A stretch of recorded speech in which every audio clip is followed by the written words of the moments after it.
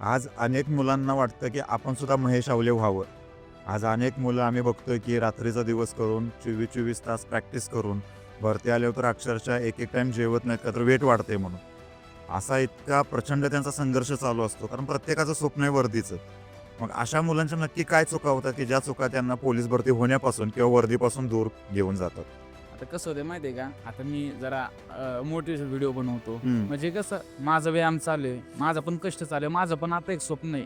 हं. मग त्या स्वप्नापर्यंत पोहोचण्यासाठी आपल्या काही अडचणी येतात.